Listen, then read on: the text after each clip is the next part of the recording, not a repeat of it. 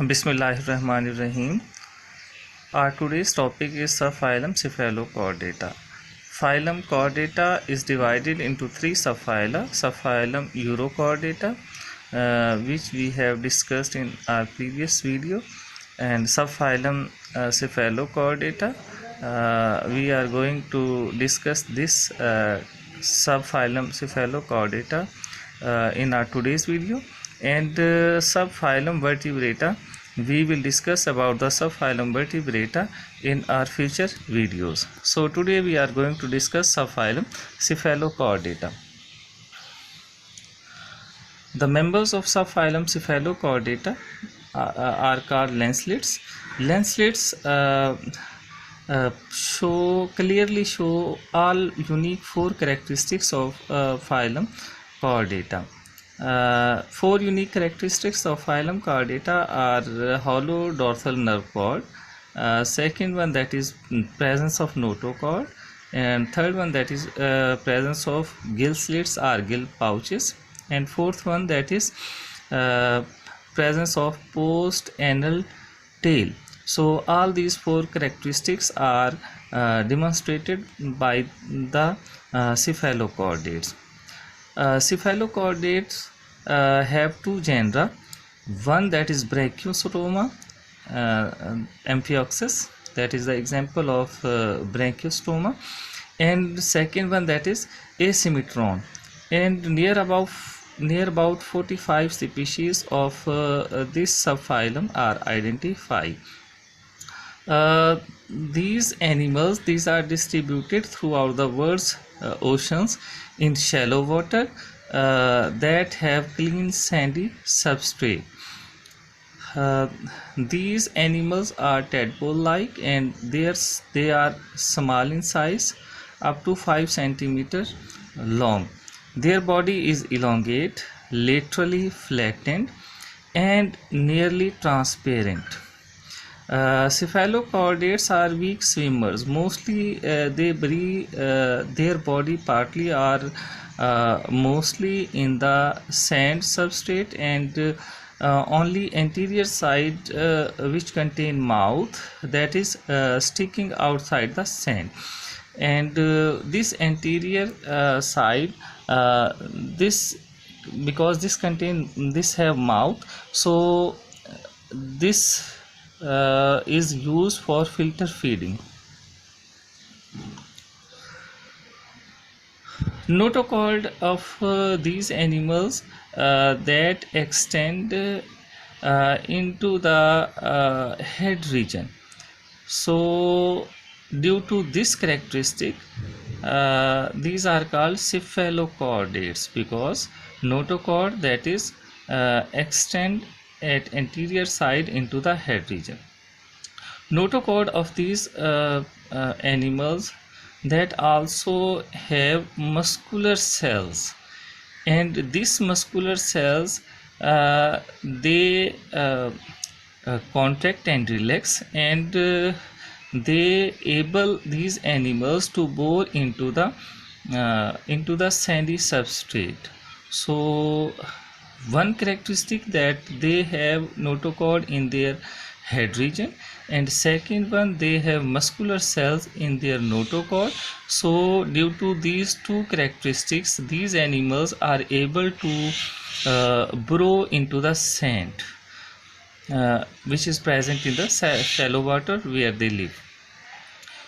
Muscular cells are also present on either side of the notochord, and these muscular cells they contract and relax. As a result of that, undulating movements are produced in their body, and these undulations help in swimming. So these are weak swimmers, but they swim within the shallow water. Longitudinal ventrolateral force of the body wall help stabilizing cephalochordates during swimming, and median dorsal fin and caudal fin also aid in swimming. So they have ventrolateral folds of the body wall, and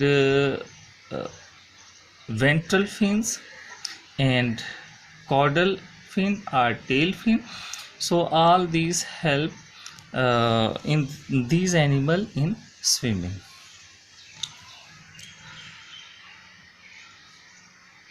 At the anterior side, oral hood is surrounded by cirri, and these cirri are used for feeding. Mouth is present at the posterior wall of the oral hood, and this mouth opens into the pharynx.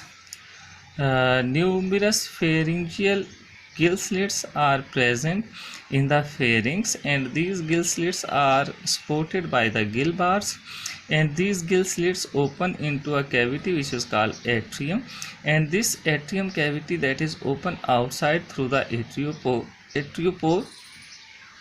this cavity that prevent the gill slits and the pharynx from the uh, abrasive injury of the water or sand when they burrow into the sand.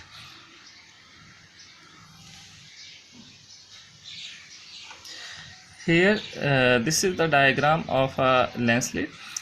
Here we can see oral hood, cirri, pharynx, gill slits in the pharynx, and gill slits, these are supported by the gill bars.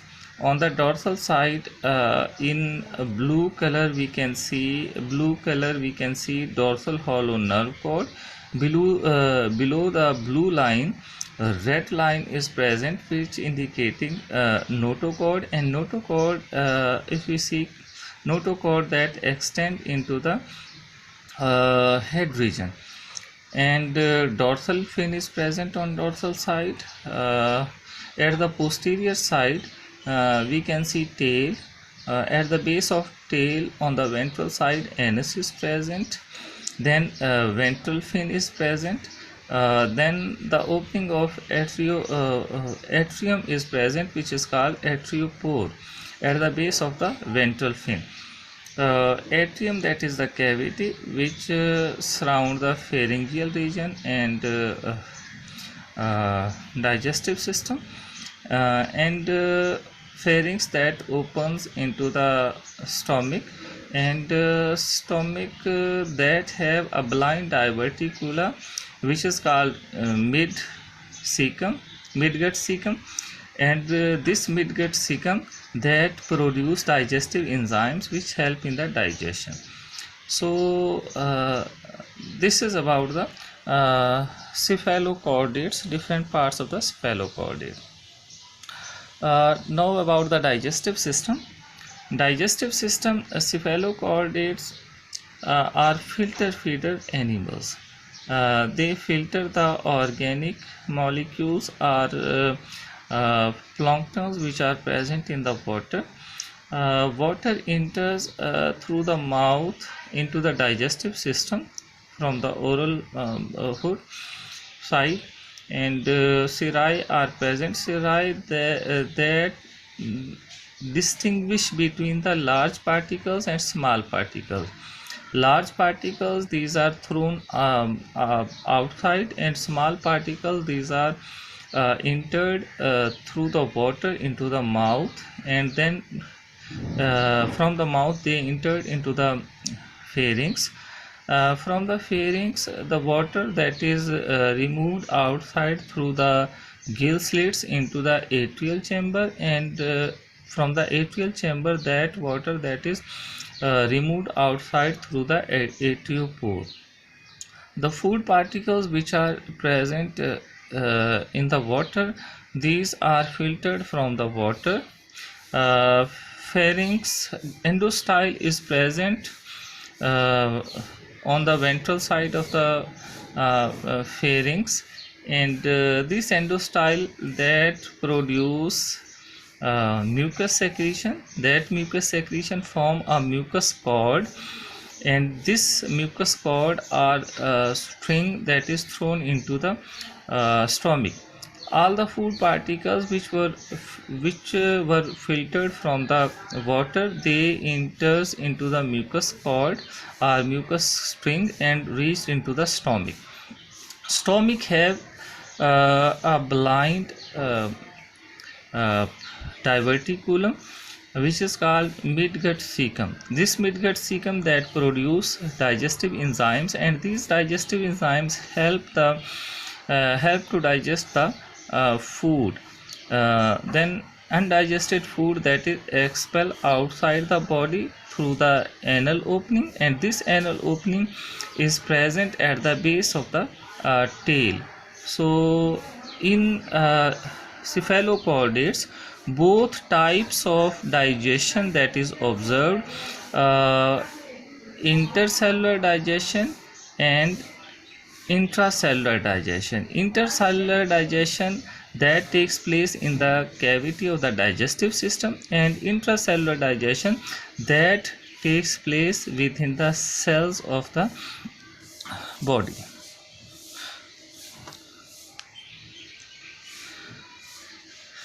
In cephalochordates, true heart that is absent. Only the large blood vessels, they have an ability of contraction and relaxation, and these walls of the vessels, they contract and relax and pump the blood into the blood vessel. The blood of the chordate that is not confined into the blood vessels, and they flow into open spaces and directly bath the tissues. Blood of cephalochordates that contain amoeboid cells. Excretory system, excretory tubules are modified, and coelomic cells, these are attached, closely associated with the blood vessels, and this arrangement suggests active transport of materials between the blood and the excretory tubules. Coelom of cephalochordate that is reduced as compared to the other chordates, and it is restricted near the gills, endostyle and the gonads. Development and reproduction in cephalochordates. Cephalochordates are dioecious. Male and female animals are separate. The body wall that bulges into the atrium and form the gonads, and in gonads sperms and eggs are produced. So these are shed into the water which is present in the atrium, and with this water these are removed outside through the atriopore. Fertilization is external, and after fertilization zygote is formed, and then zygote that is developed into the free swimming larva, bilateral symmetrical larva, and this larva that swim for some time into the water and then bury itself into the substrate, settle down on the sand, and metamorphosis into the adult. Further phylogenetic considerations. Phylum Chordata that have some unique characteristics, and some characteristics of phylum Chordata these resemble with the phylum Hemichordata. Dorsal tubular nerve cord and pharyngeal slits. So these are the two characteristics which resemble with the phylum Hemichordata. And tadpole-like larva, presence of notochord and post-anal tail elongation. These are the characteristics which are only found in phylum Chordata, not in phylum Hemichordata. So these characteristics, they differ the phylum Chordata from phylum Hemichordata. Development of a tadpole-like larva, that is the main characteristic of this phylum. Some zoologists suggest that the process of pedomorphosis occur in the animals, and they give rise the motile free swimming chordates. Pedomorphosis is a process in which a immature developing larval stage that becomes sexually mature. So zoologists say that these free swimming larvae that give rise the fishes, or you can say fishes arise from the these free swimming larvae. Next one, that is the subphylum Vertebrata. Subphylum Vertebrata, that is the most successful group of phylum Chordata. These subphylum Vertebrata, in subphylum Vertebrata, or you can say vertebrates, the notochord that is partially or completely replaced by the bony structures are cartilaginous structures. So cephalochordates bones contain bone or cartilaginous vertebrae. Vertebrae are the small pieces or small bones which form the vertebral column. The development of the anterior end of nerve cord into the brain. So this is an important advancement in the members of this phylum, and the brain that is protected by the cranium, and the cranium that protect the brain, and the sensory organ they are also well developed in vertebrates. So due to these characteristics, subphylum Vertebrata are the members of vertebrate. They become most successful animals, most dominant animals on the earth.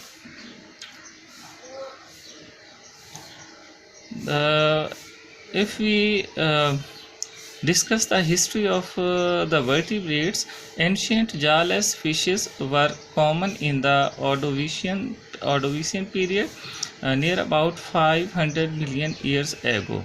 Over a period of approximately 100 million years ago, fishes become the dominant vertebrates. So fishes were commonly found in Ordovician period, near about 500 million years ago, and 100 million years ago the fishes they become the dominant vertebrates in the on the earth. Approximately 400 million years ago, terrestrial vertebrates were appeared on the earth. So this is about the further phylogenetic consideration of phylum Cephalochordata. Thanks for watching this video.